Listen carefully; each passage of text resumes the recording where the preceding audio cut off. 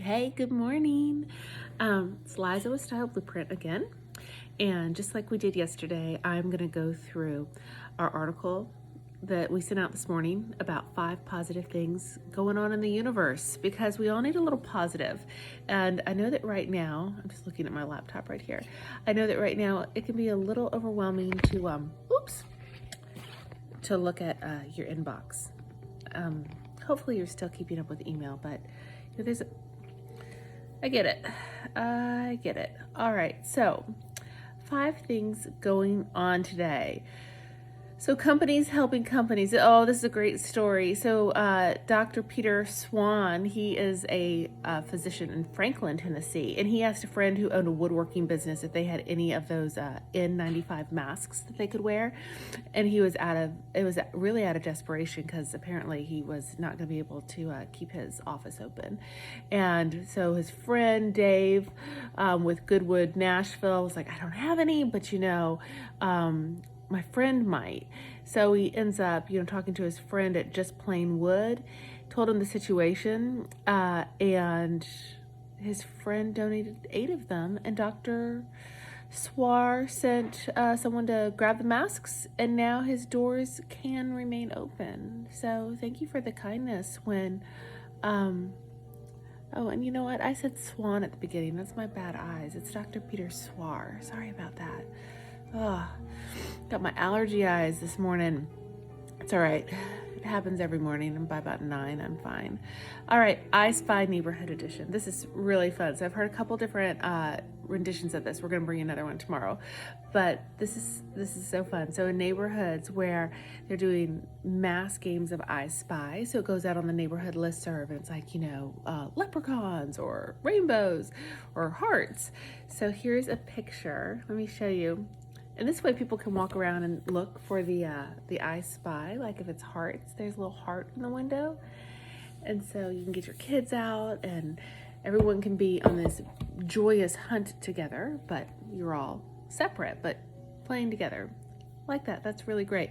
Touching toilet paper story, lots of toilet paper stories going on, but that's because it's a thing. So in Louisville, let's see.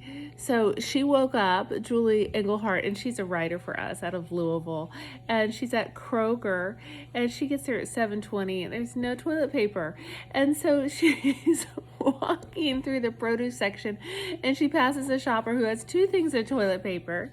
Here's Millie. And so she looks at the lady and says, oh, well, you got here early. And the lady looks at her and says, take one, and it was so touching to Julie. She's like, it wasn't the toilet paper, it was the generosity that she saw, that I was like, wow. And she didn't say it, aggressively, but the lady was like, you know what, take one, it's good. So anyway, two lessons through that. One, get to Kroger when it opens if you want some toilet paper or whatever you want. They do have trucks getting there daily.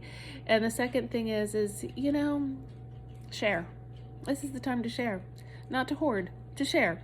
So free flowers. This is a great story that it was actually sent to me by a friend of mine who's now living in the Netherlands. And so Fred and Hink, I'm going to totally butcher their names. Magendas are 2 flower wholesalers, had purchased 2 trucks full of flowers to sell at markets, but shortly after they picked up their flowers, all the markets were closed. Netherlands, it's tough there right now, leaving the pair with an overabundance of flowers and nowhere to sell them. So instead of letting them go to waste, they shared a bit of joy with the staff at 2 local hospitals. So according to this article, on Monday morning, a truck with 500 bunches of flowers went out to the hospital in Helmond. That same afternoon, people at Katharina Hospital were surprised with 800 bouquets. So while Fred and Hank couldn't possibly deliver them, they saw many gracious faces through the windows, and the staff received deliveries and distributed them throughout the hospital. Y'all, you have got to see this picture. Do you see that? Look at all those flowers. I was just thinking about how, flowers would be something good to send somebody. Wouldn't they right now? There's nothing like it feels a little decadent, like in a good way that's not going to break the bank. Okay, special shopping hours for the elderly. This is sweet. There are all sorts of grocery stores that are opening early, and that first hour after the whole store has been cleaned, it's there specifically for the elderly, which is amazing.